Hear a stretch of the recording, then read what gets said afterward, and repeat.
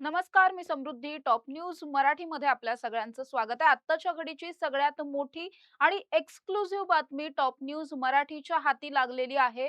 पुण्यामध्ये IAS officer आणि सध्याचे FDAचे आयुक्त असलेल्या तुकाराम मुंढेंच्या नावाखाली एका डॉक्टरकडून पैसे उकळण्याचा प्रयत्न झाल्याची माहिती समोर आलेली आहे. याच प्रकरणामध्ये सध्या पुण्यातील कोरेगाव पार्क पोलीस स्टेशनमध्ये काही वेळापूर्वीच एक तक्रार सुद्धा दाखल झाली आहे. नेमकं हे सगळं प्रकरण काय आहे? हे डॉक्टर कोण आहेत? तक्रारीत नेमकं काय म्हटलेलं आहे? हे सगळं काही जाणून घेणार आहोत आपण अगदी सविस्तरपणे. आत्ता जर आपण पाहिलं तर तुकाराम मुंढे हे सध्या अतिशय चर्चेत असलेले पाहायला मिळतात. कारण जेव्हापासून त्यांच्याकडे FDAचं आयुक्त पद आलंय, तेव्हापासून तुकाराम मुंढेंनी अक्षरशः कारवायांचा धडाका लावलेला पाहायला मिळतोय. राज्यभरामध्ये वेगवेगळ्या ठिकाणी त्यांनी धाडसत्र राबवलेलं आहे. खूप मोठ्या प्रमाणात सगळाच अवैध, बेकायदेशीर किंवा मग विनापरवाना किंवा मग ज्यांची तारीख संपलेली आहे, वापरण्यासाठीची वेळ संपलेली आहे, अशुद्ध आहे, असा बराचसा मुद्देमाल त्यांनी जप्त केलाय. मग तो अन्न या कॅटेगरीतला असलेला सुद्धा आणि औषध या कॅटेगरीतला असलेला सुद्धा. त्यामुळे एकंदरीत आता असं पाहायला मिळतंय, की तुकाराम मुंढे यांची चर्चा राज्यभरामध्ये अतिशय जोरात सुरू आहे. ज्यांनी कुणी अशा पद्धतीची बेकायदेशीर कामं केलेली आहेत किंवा करत आहेत, अशा सगळ्यांचेच धाबे दणाणलेले पाहायला मिळतात. पण दुसरीकडे त्याच तुकाराम मुंढेंच्या नावाखाली काहीतरी गैरप्रकार सुरू होता का, असा एकंदरीत संशय आता निर्माण होतोय. हे सगळं होण्यामागचं कारण आहे ते म्हणजे पुण्यातले एक डॉक्टर. या डॉक्टरांचं नाव जर आपण पाहिलं तर हिमांशू अजवानी असं यांचं नाव आहे. आणि ह्याच हिमांशू अजवानी यांनी एक मेसेज जो आहे तो त्यांच्या काही WhatsApp ग्रुपवरती पाठवलेला होता. तोच मेसेज आता व्हायरल होताना पाहायला मिळतोय. एक 12 जणांचा WhatsAppचा ग्रुप आहे, ज्या ग्रुपचं नाव जर आपण पाहिलं तर पार्टनर्स इन डेंटिस्ट्री असं या ग्रुपचं नाव आहे. थोडक्यात कदाचित हा सगळ्या डेंटिस्ट डॉक्टरांचा ग्रुप असावा असा एकंदरीत प्राथमिक अंदाज आहे. आता हा जो ग्रुप आहे याच ग्रुपवर तुकाराम मुंढेंच्या नावाखाली म्हणून हा मेसेज जो आहे तो पाठवण्यात आलेला आहे. आपण जर मेसेज थोडक्यात समजून घेण्याचा आपण प्रयत्न करूयात. यामध्ये या डॉक्टरांनी हा मेसेज केलाय. हा मेसेज तुकाराम मुंढेंनी केलेला नाही. त्यांच्या वतीनं त्यांच्या सहकाऱ्यांपैकी कुणी केलेला नाहीये. या मेसेजमध्ये काय म्हटलंय तर any work with Indian FDA असं सगळ्यात पहिल्यांदा वरती म्हटलंय. त्याच्या खालोखाल मेसेज आहे Tukaram Munde is our patient. Commissioner FDA Mumbai. Anything big can get it done. असं म्हटलेलं आहे. हा खूप महत्वाची ही ओळ आहे. अगदी कमी शब्द आहेत पण ओळ खूप महत्वाची आहे. आणि त्याचबरोबर सगळ्यात आक्षेपार्ह जो काही कंटेंट या मेसेज मधला आहे तो खालच्या ओळीत आहे. तो कंटेंट असा की ॲट रिझनेबल कॉस्ट असं म्हटलंय. त्याचबरोबर खाली असं म्हटलंय की if any of your friends need असंही म्हटलंय. म्हणजे थोडक्यात काय म्हटलंय या मेसेजमध्ये तर या मेसेजमध्ये असं म्हणण्याचा प्रयत्न केला गेलेला आहे की FDAचे जे आयुक्त आहेत तुकाराम मुंढे हे आपले पेशंट आहेत, हे माझे पेशंट आहेत असा दाखवण्याचा दावा केलेला आहे. आणि त्यांच्याकडे जर तुमचं काही काम असेल तर ते रिझनेबल प्राइस मध्ये म्हणजे माफक दरामध्ये ते काम करून मिळेल. मग ते तुमचं काम असेल तरी किंवा तुमच्या फ्रेंड्स पैकी कुणाचं, मित्रांचं किंवा नातेवाईकांचं वगैरे संबंधितांपैकी कुणाचंही काम असल्यास माझ्याशी संपर्क साधा थोडक्यात. आणि आपल्या मार्फत ते काम तुकाराम मुंढेंकडून आपण करवून घेऊ शकतो असं भासवण्याचा हा सगळा मेसेज आहे. आता हा मेसेज नेमका किती तारखेचा आहे वगैरे या सगळ्याची काही माहिती समोर आलेली नाहीये. पण जेव्हा हा मेसेज व्हायरल झाला त्यानंतर थेट तुकाराम मुंढेंपर्यंत सुद्धा हा मेसेज पोहोचला. आणि आता त्यांच्याच वतीनं पुण्यातील कोरेगाव पार्क पोलीस स्टेशनमध्ये ही जी तक्रार आहे ती नोंद करण्यात आली.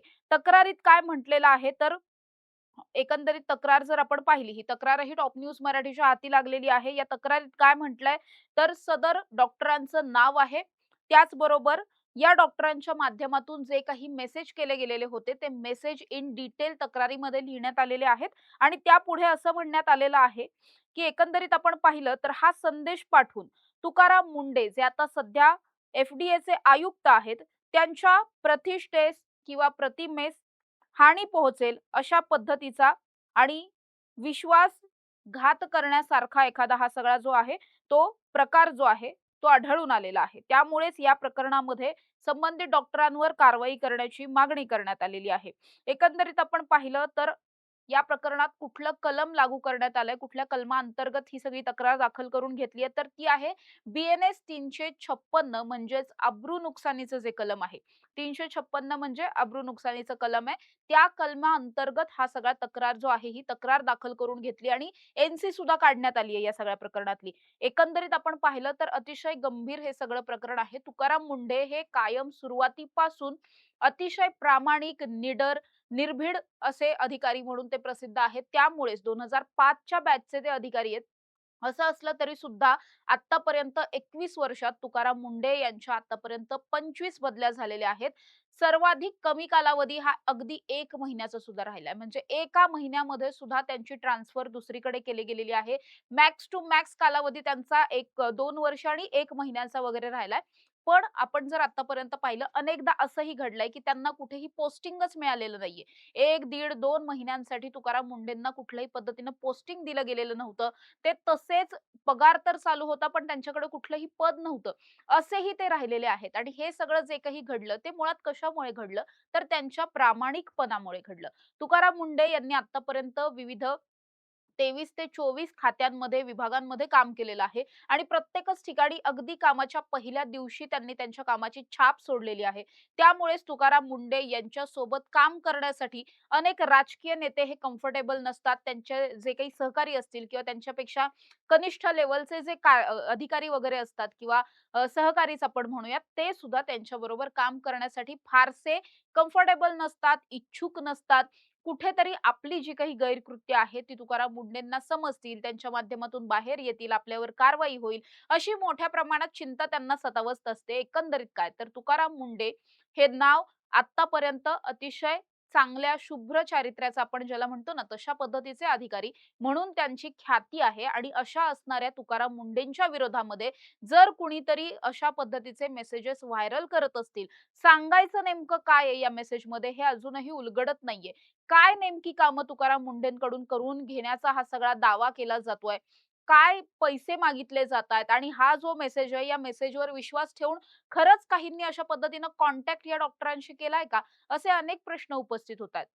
त्यामुळेच जेव्हा हा मेसेज व्हायरल झाला, त्यानंतर हे डॉक्टर कोण आहेत हे शोधलं गेलं आणि त्याच्यानंतर आता एफ-डी-एचे जे सह आयुक्त आहेत, त्यांच्या वतीनं त्यांनी ही तक्रार दिलेली आहे तुकाराम मुंढेंच्या वतीनं.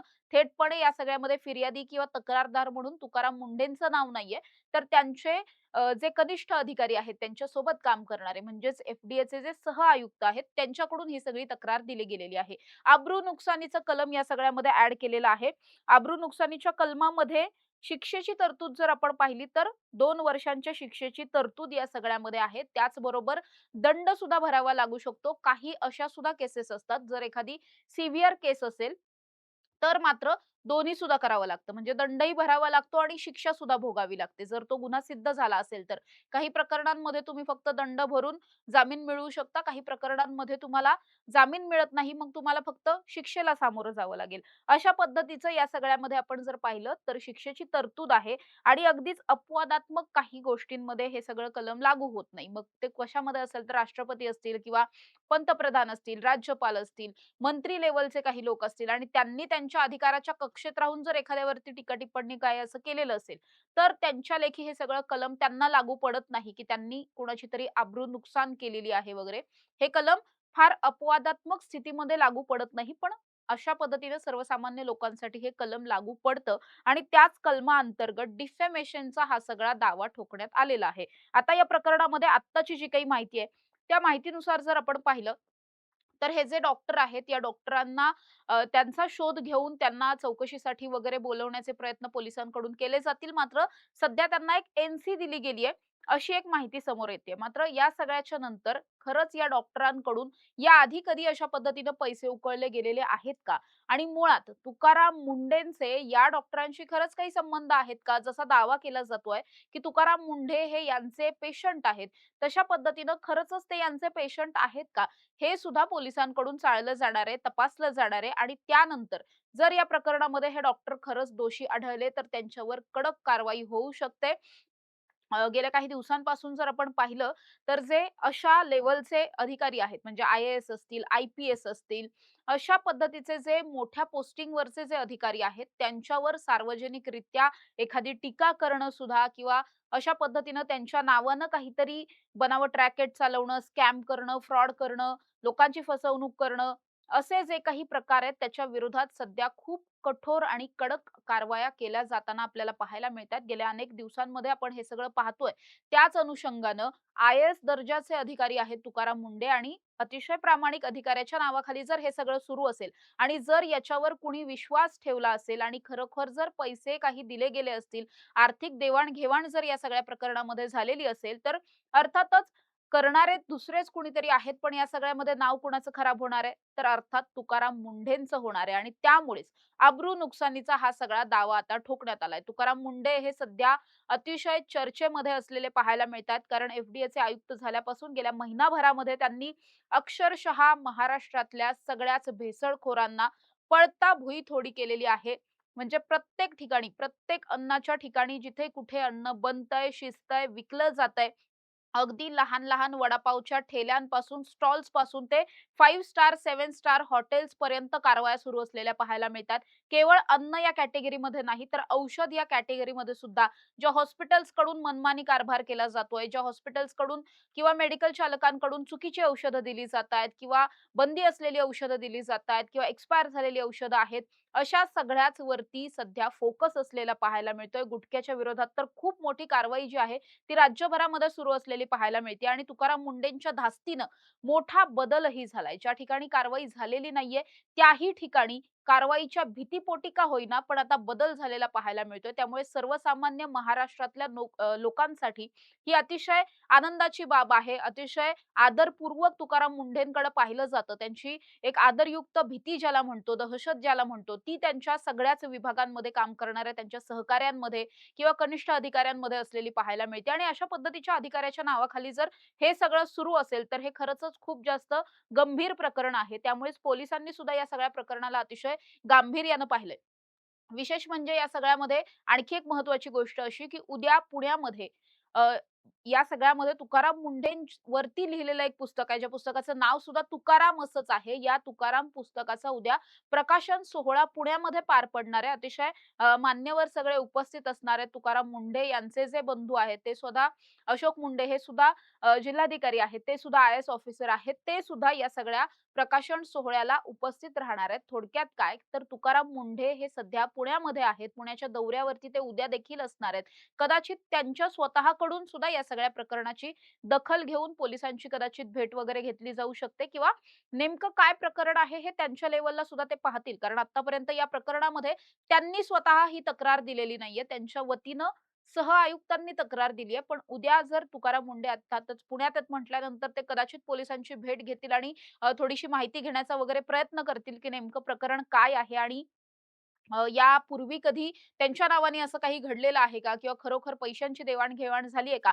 हे सगळं सुद्धा पाहण्याचा प्रयत्न हा त्यांच्याकडून केला जाऊ शकतो. त्यामुळे तुकाराम मुंढेंचं उद्या पुण्यात असणं आणि आज ही तक्रार दाखल होणं, यामागे अनेक गोष्टी दडलेल्या आहेत. पोलिसांकडून कसून तपास केला जाणार आहे आणि जर हे डॉक्टर या सगळ्यामध्ये दोषी आढळले, तर मात्र त्यांना कठोरातील कठोर शिक्षेला सामोरं जावं लागू शकतं. कारण अशा पद्धतीनं एखाद्या मोठ्या अधिकाऱ्याच्या नावाखाली पैसे उकळण्याचा हा सगळा प्रकार जर होत असेल, तेही त्या अधिकाऱ्याच्या नावाखाली ज्या अधिकाऱ्यानं कधीही कुठली लाचखोरी केलेली नाहीये, लाचखोरी सहनही केलेली नाहीये.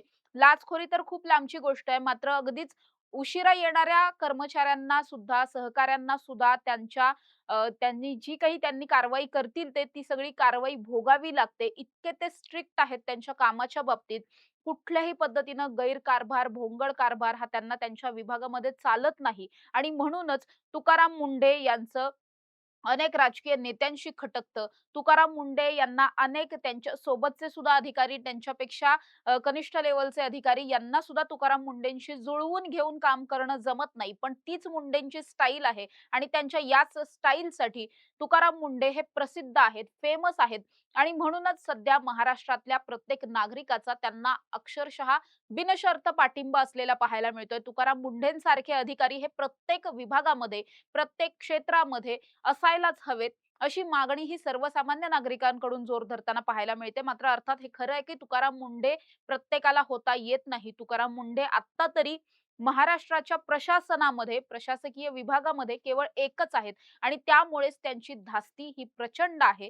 सध्या एफ-डी-एचे आयुक्त म्हणून ते ज्या पद्धतीनं काम करतायत, त्या कामाची एकंदरीत व्याप्ती पाहिली तर यापूर्वी इतक्या धडाक्यामध्ये कुठल्याही कारवाया एफ-डी-एच्या वतीनं झालेल्या नव्हत्या. अनेक वर्षांपासून दुधातली भेसळ असेल, मिठाईतली भेसळ असेल किंवा गुटखा विक्री असेल किंवा जे मोठे-मोठे रेस्टॉरंट्स आहेत त्यांचे किचन्स जर आपण पाहिले तर अतिशय अस्वच्छ किचन असतात. एक्सपायर झालेला मुद्देमाल हा सर्रासपणे भाज्यांमध्ये वापरल्या जातात किंवा इतर साहित्य बनवण्यासाठी, जेवण बनवण्यासाठी बऱ्याचशा गोष्टी या एक्सपायर झालेल्या वापरल्या जातात. अनेकदा औषधं एक्सपायर झालेली रुग्णांना दिली जातात, इंजेक्शन्स दिली जातात आणि या सगळ्यामध्ये आतापर्यंत फारसा कंट्रोल हा कधी नव्हता. एफ कारवाया याआधी सुद्धा होत होत्या.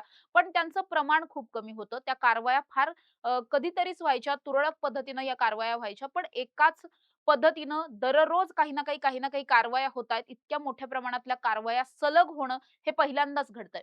आणखी एक महत्त्वाची गोष्ट पुण्याच्या अनुषंगानं अशी, की पुण्यामध्ये एक केतन अग्रवाल हत्या प्रकरण घडलं. त्या प्रकरणामध्ये जी मुख्य संशयित आहे ती सिया गोयल.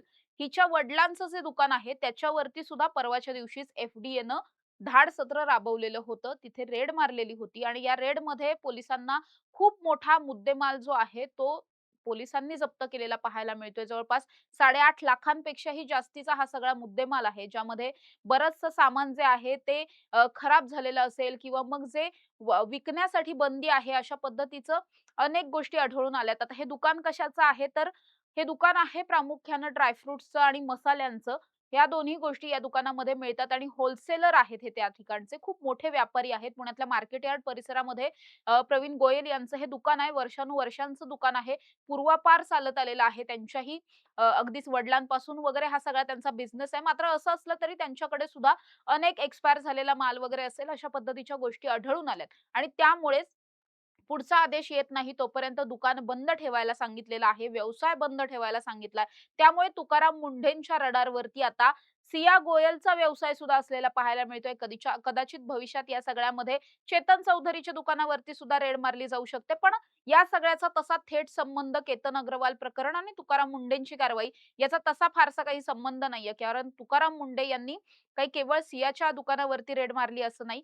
पण गेल्या अनेक दिवसांपासून ते अनेक ठिकाणी धाडसत्र राबवतात. त्यांच्या सूचनेनुसार अनेक कारवाया होत असलेल्या पाहायला मिळतात. तुकाराम मुंढे हे आयुक्तपदी विराजमान झाल्याच्या नंतर त्यांनी जे काही स्ट्रिक्ट ॲक्शन घ्यायला सांगितली, त्यानंतर अक्षरशः आत्ताच्या घडीलाही आपण पाहिलं तर अनेक टपऱ्यांमध्ये जो सर्रासपणे विकला जाणारा गुटखा होता, तो सुद्धा आता बंद होतोय किंवा इतर अनेक असे प्रॉडक्ट्स आहेत जे वापरण्याला बंदी आहे. मात्र ते सर्रास वापरले जायचे, विकले जायचे.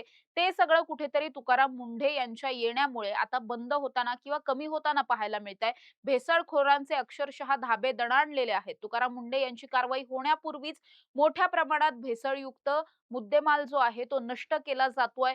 विक्रीमधून बाहेर काढला जातोय, प्रवाहातून बाहेर काढला जातोय आणि कारवाईपासून वाचण्याचे प्रयत्न होतात. मात्र तसं होणार नाही. ज्यांनी भेसळ केली असेल, तो कितीही मोठा ब्रँड असेल, तरी सुद्धा त्यांना कारवाईला सामोरं जावंच लागेल.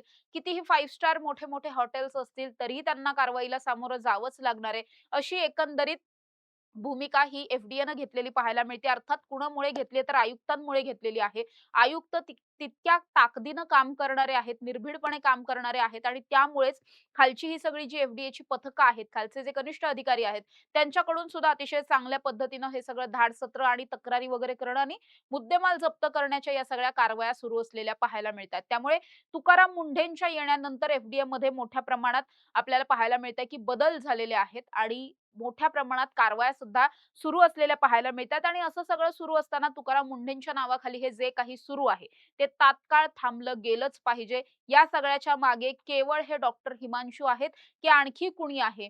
आणखी कुणाकडून सुद्धा अशा पद्धतीचे काही मेसेजेस वगैरे व्हायरल केले होते का? कुणी या सगळ्याला रिस्पॉन्ड केलेला आहे का? कुणी या सगळ्यात आर्थिक देवाण-घेवाण केली आहे का? हे सगळं सुद्धा आता शोधलं जाणार आहे आणि संबंधितांवर कठोरातील कठोर कारवाई केली जाणार आहे. केवळ एनसी देऊन हे प्रकरण थांबणार नाहीये. पुण्यातल्या कोरेगाव पार्क पोलीस स्टेशनमध्ये गुन्हा दाखल झालाय. केवळ एन-सी देऊन हे सगळं प्रकरण थांबणार नाहीये, तर या सगळ्यामध्ये पोलीस तपास करणार आहेत. तपासाच्या अंती जर या सगळ्यामध्ये कोणी दोषी आढळलं, तर त्यांना कठोरातील कठोर शिक्षा होऊ शकते. जसं मी आधीही सांगितलं 2 वर्षांपर्यंतच्या शिक्षेची तरतूद या कलमाअंतर्गत आहे. त्याचबरोबर दंडाची सुद्धा प्रावधानं या सगळ्यामध्ये करून ठेवलेली आहेत. त्यामुळे आता या प्रकरणामध्ये आणखीन काय-काय समोर येतंय आणि कोरेगाव पार्क पोलिसांकडून कशा पद्धतीनं तक्रार दिल्यानंतरचा जो काही सगळा तपास करण्याचा भाग आहे, तो सगळा तपासाचा भाग कशा पद्धतीनं केला जातोय, आणखीन काय-काय पोलिसांच्या हाती लागतंय हे पाहणं महत्त्वाचं असणार आहे. टॉप न्यूज मराठीनं ही बातमी एक्सक्लुझिव्ह ब्रेक केलेली आहे. टॉप न्यूज मराठी या सगळ्यामध्येच अतिशय चांगल्या पद्धतीनं पाठपुरावा करणार आहे आणि सविस्तर जे काही या प्रकरणामध्ये घडेल, ते वेळोवेळी आम्ही तुमच्यापर्यंत पोहोचवण्याचे पूर्ण प्रयत्न करणार आहोत. तोपर्यंत तुम्ही पाहत रहा टॉप न्यूज मराठी, आपला महाराष्ट्र, आपली बातमी.